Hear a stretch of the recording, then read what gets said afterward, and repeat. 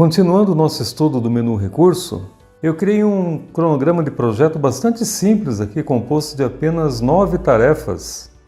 Chamei de tarefa A, B, C, D, E, F, G, H, I, na falta de nome melhor, né? Mas atenção, pessoal, só para deixar bem claro, né? É apenas um exemplo, eu poderia ter outros nomes aqui. Em vez de tarefa A, poderia ser, como eu já dei o exemplo, né? Levantar um muro, pintar uma parede, ou montar um protótipo, ou ensaio de uma peça de teatro. Depende do projeto que você está fazendo, né? Eu falo isso porque um aluno já me perguntou: professor, é sempre tarefa A, B, C, D, E, F, G, H, I? Não, claro que não, né?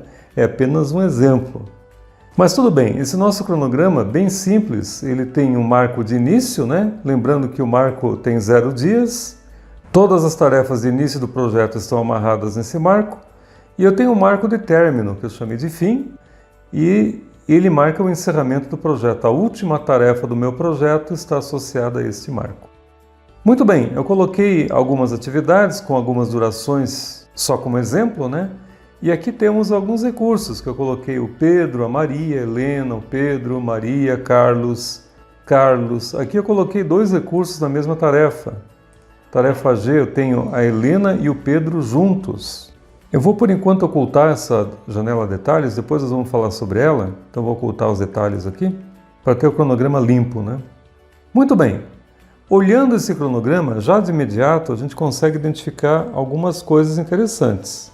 Esse símbolo aqui vocês já conhecem, né? Significa que eu tenho alguma superalocação nessa minha atividade. Por que eu tenho superalocação? Quem está fazendo a atividade A é o Pedro, mas o Pedro também está na atividade D. Olha aqui, ó. Ele está 100% na atividade D e 100% na atividade A. Portanto, o Pedro está superalocado nessas duas atividades. Do mesmo modo, na tarefa F, a gente sabe que tem superalocação. Nós temos o Carlos, que está na tarefa F, mas ele também está na tarefa H. Novamente, né? Ele está 100% nessa tarefa e 100% nessa tarefa. Portanto, ele está superalocado, supondo que a disponibilidade para o Carlos no projeto seja de 100%. A gente pode confirmar olhando a planilha de recursos. Todos eles foram cadastrados como 100% disponíveis ao projeto. Como o Pedro e o Carlos têm momentos em que eles estão alocados 200% no projeto, então eles aparecem em vermelho como superalocados. Como que a gente pode resolver essas superalocações? Uma das maneiras é usando essas ferramentas aqui, ó, nivelar recursos, nivelar tudo, opções de nivelamento, limpar nivelamento e próxima superalocação. Essas ferramentas aqui permitem que o Project calcule automaticamente para nós, resolvendo as superalocações de recursos. A gente vai ver isso aqui um pouco adiante, tá? Eu queria mostrar primeiro o planejador de equipe, que é uma ideia bem interessante também. Então eu vou clicar no planejador de equipe. Olha o que acontece, é como se fosse um gráfico de Gantt, mas meio do contrário. No gráfico de Gantt você tem as tarefas e os recursos alocados em cada tarefa. Aqui você tem os recursos e as tarefas em que eles estão alocados. Então você tem uma visão do ponto de vista do recurso e não da tarefa. Qual que é a vantagem dessa visão? Aqui aparece em vermelho justamente as superalocações de cada recurso. Aqui está dizendo que o Pedro está alocado nessa tarefa D e na tarefa A.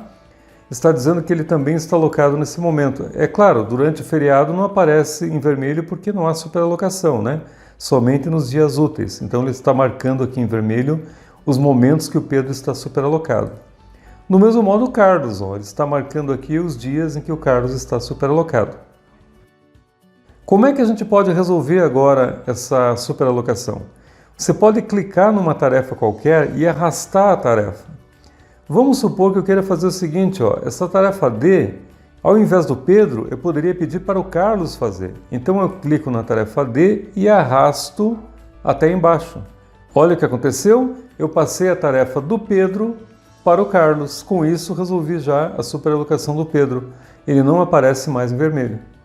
Mais uma, o Carlos ainda tem superalocação, que é essa tarefa aqui, ó, que é a tarefa H. Para quem que eu poderia passar? Bom, para o Pedro não dá porque ele já está na tarefa A nesse mesmo dia, né? Poderia passar para a Maria? Talvez se eu pudesse antecipar essa tarefa, mas eu não sei se eu consigo.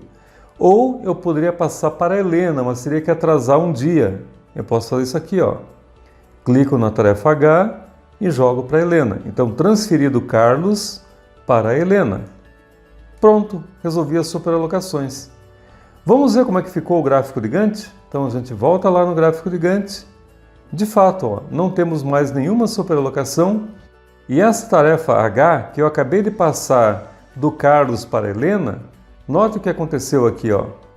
Ele teve que atrasar um pouquinho a tarefa H, com isso ele criou uma restrição do tipo não iniciar antes de e a data que a gente colocou a tarefa H.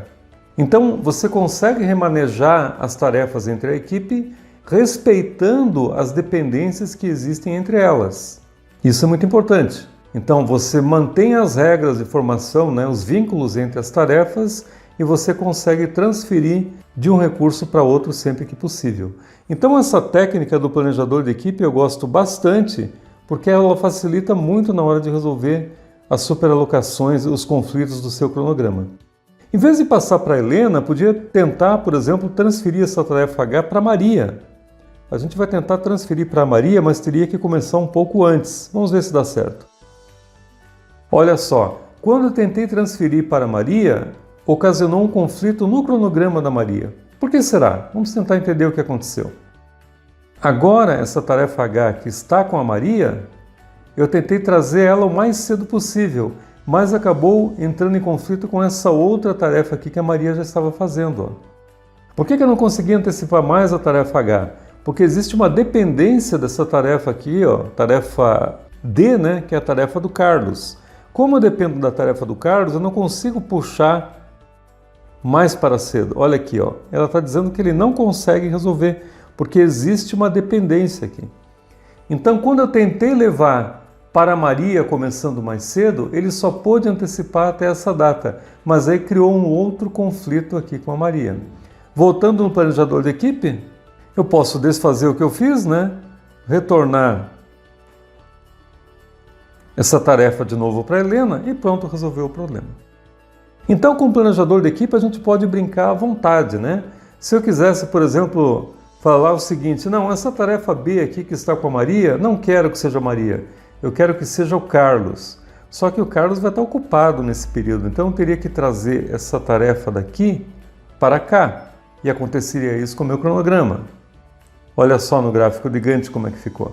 A data final foi um pouco mais para frente, né? Porque eu fiz uma mudança aí que acabou atrapalhando o cronograma do meu projeto, vamos dizer assim. Mas eu posso fazer vários tipos de experimentos aí, né? Voltando no planejador de equipe, eu desfaço o que eu fiz, vou dar um Ctrl Z. Se eu clicar duas vezes sobre qualquer tarefa, ele me dá informações da tarefa, que a gente já conhece, né? Aquela janelinha que tem todas aquelas informações sobre a tarefa. Se eu clicar duas vezes no recurso, ele me dá a janela de informações sobre o recurso que nós também já conhecemos.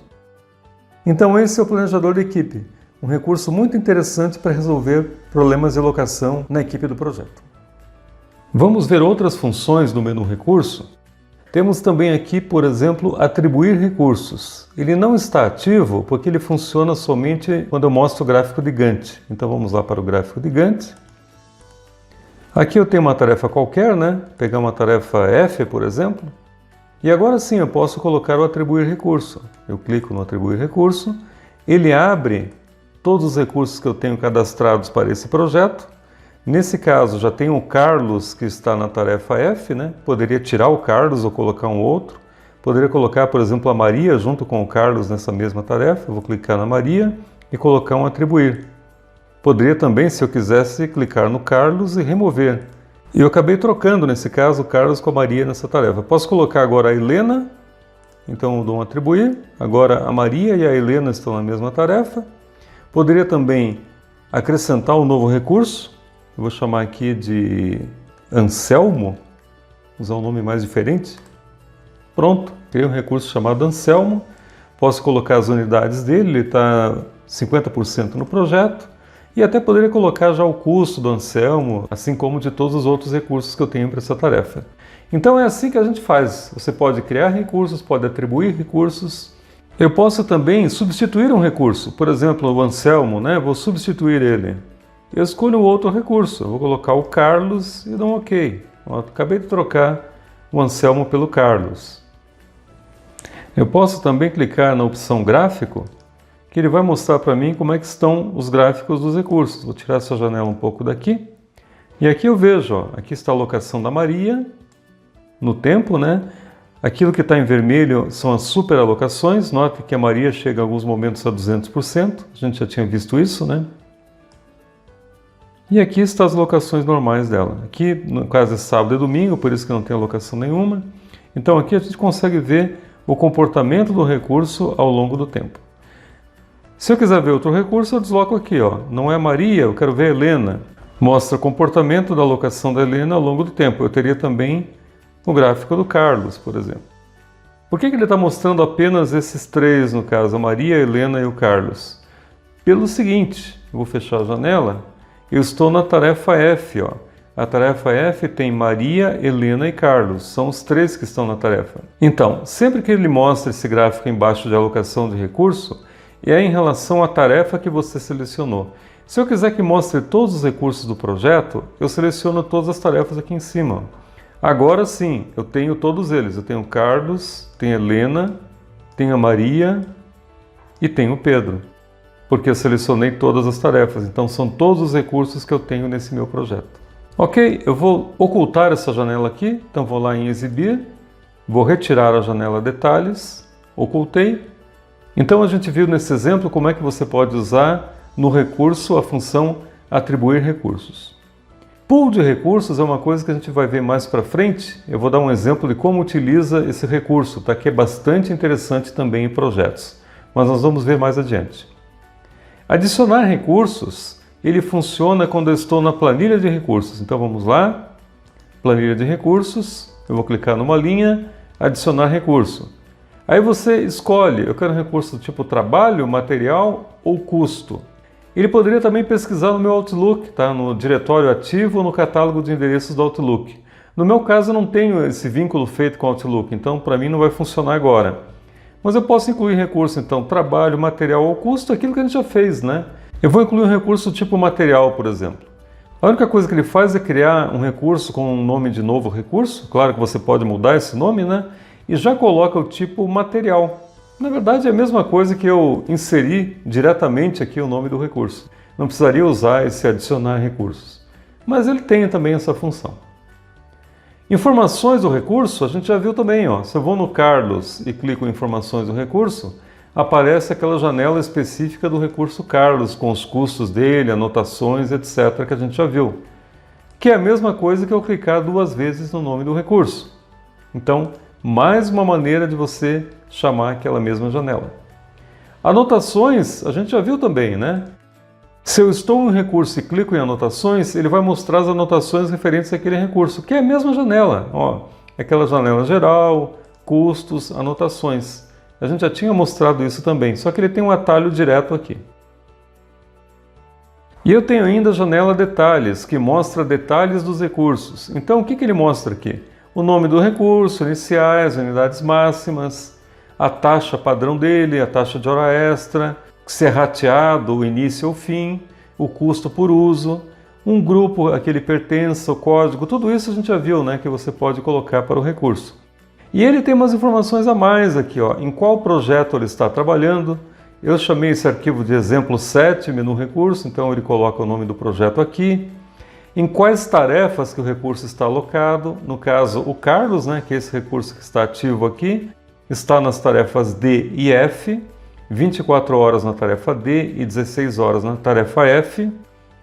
Aqui ele mostra mais ainda o início que está agendado para cada uma das tarefas, se houve atraso ou não. Então ele te dá informações adicionais referentes àquele recurso no projeto. Eu vou desligar então a janela detalhes, que são detalhes do recurso, né? E aqui sobrou o nivelar seleção, que por enquanto não está ativo, nivelar recursos, nivelar tudo, opções de nivelamento, limpar nivelamento e a próxima superalocação. Então, essas funções aqui a gente vai ver na próxima aula. Até mais!